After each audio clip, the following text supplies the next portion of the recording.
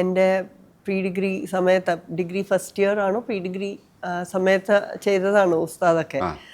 അപ്പോൾ അത്രയും വലിയൊരു ആക്ടർ നമ്മളെ വളരെ എന്താ പറയുക, നമ്മളോട് വന്ന് സംസാരിക്കുന്ന രീതിയിൽ അത് ആ ഒരു കെമിസ്ട്രി നമ്മളായിട്ടൊന്നും ചെയ്തതല്ല. അദ്ദേഹത്തിൻ്റെ ഗ്രേറ്റ്നെസ്സും സിബി സാറിൻ്റെ പിന്നെ രഞ്ജിത്ത് സാറിൻ്റെ സ്ക്രിപ്റ്റ്, അത് അവരുടെ എല്ലാവരുടെയും ആ ഒരു ഗ്രേറ്റ്നെസ് നമ്മളിലൂടെ ജസ്റ്റ് ഒന്ന് റിഫ്ലക്റ്റ് ചെയ്തേ ഉള്ളൂ, അല്ലാണ്ട് there is nothing. Solo songs ഒരുപാട് കിട്ടിയിട്ടുണ്ട്.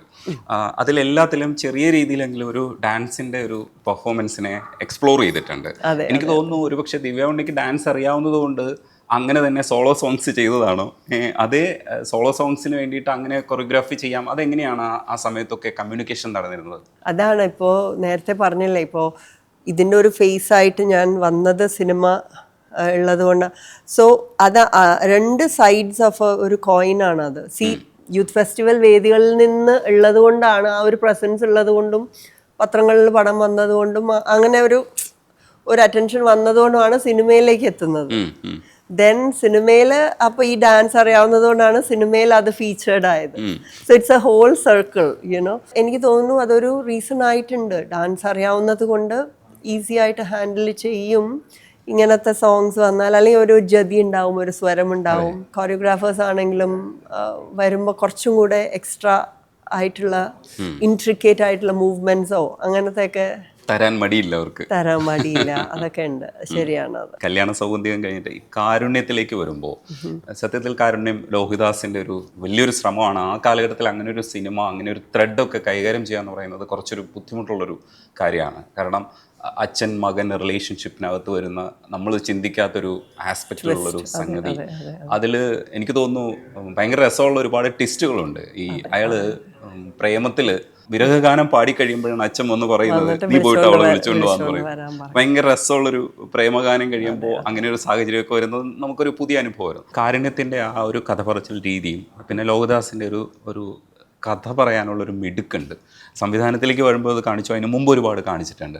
ആ ഒരു അറ്റ്മോസ്ഫിയറിൽ ലോകദാസ് സാറിനെയും ഒപ്പം കാരുണ്യം എന്ന് പറയുന്ന സിനിമയെ എങ്ങനെയാണ് നോക്കിക്കണ്ടത്? ഇപ്പോഴത്തെ പോലെ അന്ന് കഥ പറയലോ ഒരു ഡിസ്കഷനോ മുൻകൂട്ടി ഇരുന്ന് കഥ കേൾക്കലോ അങ്ങനെ ഒന്നും ഇല്ല.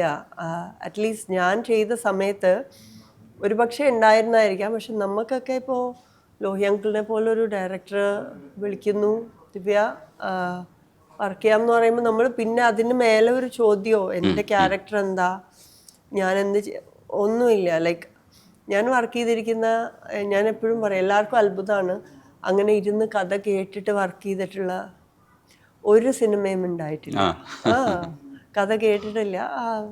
സ്റ്റാർട്ടിങ് ഫ്രം കല്യാണ സൗഗന്ധികം ടു ഭരതൻ സാറിൻ്റെ ആണെങ്കിലും സിബി സാറിൻ്റെ ആണെങ്കിലും വിനയൻ അങ്കിളിൻ്റെ, ലോഹി അങ്കിളിൻ്റെ എല്ലാം, സിദ്ദിഖ് സാറിൻ്റെ, നോ നമുക്ക് വർക്ക് ചെയ്യാം, ചെയ്യാം, ഈ ഡേറ്റ് ആണ്, ഓക്കെ ശരി, കോസ്റ്റ്യൂം ട്രയലിന് ആളെ വിളിക്കും, like that's it. Then location, day 1 scene, അത് കഴിഞ്ഞിട്ട് ഇന്നതൊക്കെ ഇപ്പം ഇതെങ്ങനെയാണല്ലോ എന്ന് പറഞ്ഞു തരും. അപ്പോൾ ആദ്യത്തെ ദിവസത്തിലാണ് കഥ അറിയണേ സത്യമായിട്ടും. കാരുണ്യം എന്ന് പറയുന്നത് അതായത് കോമൺ മാനിൻ്റെ പ്രാരാബ്ധത്തിൻ്റെ ഏറ്റവും ഡീപ്പസ്റ്റ് ലെവലാണ് കാരുണ്യം എന്ന് പറയുന്നത്. എല്ലാവരും ഇങ്ങനെ അടക്കി പിടിച്ചിട്ടുള്ള ക്യാരക്ടേഴ്സ് എല്ലാം ഇങ്ങനെ മനസ്സിലിങ്ങനെ അടക്കി പിടിച്ചിട്ടാണ് എല്ലാ ഡയലോഗ് ഡെലിവറിയും എല്ലാം. മുരളി അങ്കിൾ, ജയറാമേട്ടൻ, എല്ലാവരും ഇങ്ങനെ എന്താ പറയുക, ബിഗ് പില്ലേഴ്സാണ്. സോ അവരുടെയൊക്കെ മുമ്പിൽ നമ്മൾ വളരെ സട്ടിലായിട്ട് അഭിനയിക്കണം. ആൻഡ് ദെൻ 2 സെക്ഷൻ ഉണ്ട്. ഫസ്റ്റ് ഹാഫ് പ്രണയമാണ്, പിന്നെ സെക്കൻഡ് ഹാഫ് അഡ്ജസ്റ്റിങ്ങും ടോളറേറ്റിങ്ങും അങ്ങനത്തെ ഒരു ഇതിലേക്ക് പോകും. ഈ ഇന്ദു എന്ന് പറയുന്ന ക്യാരക്ടർ ഞാൻ എൻജോയ് ചെയ്തിരുന്നു. അത് നമുക്കൊരു ക്ലാസ് റൂം പോലെ ആയിരുന്നു. ഞാൻ അത് എൻ്റെ പ്രിപ്പറേഷനോ മെത്തേഡോ ഒന്നും ഉണ്ടായിരുന്നില്ല. അദ്ദേഹം പറഞ്ഞു തരുന്ന രീതിയിൽ തന്നെ ഒന്ന് ആലോചിച്ച് നോക്കി, അത് അങ്ങനെയാണ്, അപ്പോൾ ഇയാൾ പറയുന്നത് എന്താണെന്ന് വെച്ചാൽ എന്നൊക്കെ പറഞ്ഞിട്ടാണ് പറയുന്നത്. സോ അത് പറയുമ്പോൾ തന്നെ ഓട്ടോമാറ്റിക്കലി നമ്മുടെ കണ്ണ് കുറച്ചൊന്ന് ഗ്ലിറ്ററി ആവും, ലൈക്ക് കണ്ണ് നിറയും നമുക്ക്. അദ്ദേഹത്തിന് അങ്ങനത്തെ ഒരു കഴിവുണ്ടായിരുന്നു. സോ അതാണ് നമ്മളൊന്നും ചെയ്ത എന്നോടിങ്ങനെ അനുഭവങ്ങളൊക്കെ ചോദിക്കുമ്പോൾ ഞാൻ എപ്പോഴും പറയും ഞാനൊന്നും ചെയ്തിട്ടില്ല. ആളുകൾ നമ്മളിങ്ങനെ ഒരു ക്ലേ മോൾഡ് പോലെ, അവരൊക്കെ ഈ ശില്പികള് തീർത്ത ശില്പത്തിലെ നമ്മളൊരു എന്താ പറയാ, ഇത് വലിയ ആൾക്കാർ പറയുന്ന വർത്താനമാണ് കേട്ടോ. ശരിക്കും നീ എത്ര ധന്യയിലാണ് വരുന്നെങ്കിലും എനിക്കൊന്ന് പൂക്കാലം വരവായിൽ ചെറിയ സ്കൂൾ കുട്ടിയായിട്ട് അഭിനയിച്ചിട്ടുണ്ട്. ആ പൂക്കാലം വരവായിലുള്ള ജയറാമേട്ടനാണ് പിന്നീട് നായികയായിട്ട് കാരുണ്യത്തിൽ വരുമ്പോൾ അത് അത്തരത്തിലുള്ള ചില രസങ്ങൾ ഉണ്ടാവുന്ന ഭയങ്കര രസമല്ലേ? അതെ, തമാശക്ക് പറയാറുണ്ട് എന്നോട്, ഞാൻ 10ലും ദിവ്യ 4ലും പഠിക്കുമ്പോൾ നമ്മളൊരു പടം ചെയ്തു എന്നൊക്കെ. കാരണം ഞാൻ ആ പടത്തിൽ ഉണ്ടായിരുന്നു സ്കൂൾ കുട്ടിയായിട്ട്. ഞാൻ 10 പഠിക്കുമ്പോ അല്ലേ 4ല് പഠിക്കുമ്പോ നമ്മൾ ചെയ്ത് എനിക്ക് ഓർമ്മയുണ്ട്. അതുപോലെ ചില ഭാഗ്യങ്ങൾ കിട്ടുന്നത് ഭരതൻ സാറിൻ്റെ ഒരു സിനിമയിൽ അഭിനയിക്കാൻ കഴിയാന്ന് പറയുന്നത് ഏതൊരാളുടെയും ഈ കാലഘട്ടത്തിൽ അന്ന് കൊമേഴ്സ്യലൈസേഷൻ്റെ ഭാഗമായിട്ട് പല പടങ്ങളും വീണുപോയപ്പോഴും ഇന്ന് കൾട്ട് ഫിലിംസാണ് ഭരതനും പത്മരാജനും ഒക്കെ ഇന്ന് നമ്മൾ ആവർത്തിച്ച് കാണുന്ന സിനിമകൾ, യങ്സ്റ്റേഴ്സ് ആഘോഷിക്കുന്ന പാട്ടുകളും ഒക്കെ ഉള്ളതാണ്. ചുരത്തിൽ അഭിനയിക്കാൻ കഴിയാന്ന് പറയുന്നത് ഒരു ഭാഗ്യമല്ലേ? അങ്ങനെയല്ലേ നമ്മളതിന് വിലയിരുത്തുന്നത്? തീർച്ചയായിട്ടും. അത് അന്ന് മാക്ട, അമ്മ അവരുടെയൊക്കെ ഓരോ ആനുവൽ പ്രോഗ്രാംസ് ഉണ്ടാവും.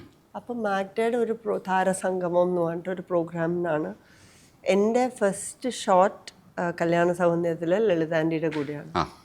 അന്ന് തുടങ്ങിയ ആ ഒരു ബോണ്ടാണ് ലളിതാൻ്റിയായിട്ട്. അപ്പം നമ്മൾ ദേവരാഗമൊക്കെ കണ്ടിട്ട് എനിക്ക് ശ്രീദേവി മാം എന്ന് പറഞ്ഞാൽ ജീവനാണ്. അപ്പം ഞാനതൊക്കെ കണ്ടിട്ട് ഞാനിങ്ങനെ വെറുതെ ലളിതാൻ്റിയെ വിളിച്ചിരുത്തിയിട്ട് എന്താ പറയുക ചോദിച്ചുകൊണ്ടിരിക്കും ഇങ്ങനെയാണ് അങ്ങനെയാണ്. അപ്പോൾ ആ ഭരതേട്ടനെ ഞാൻ പരിചയപ്പെടുത്തി അങ്ങനെ സാറിനെ ലളിതാൻ്റി പരിചയപ്പെടുത്തി തന്നു ഇവൻ. So then next word that came out was നമുക്ക് ചെയ്യാട്ടോ ഒരു പടം അങ്ങനെ. സോ ഞാനും ഓക്കെ.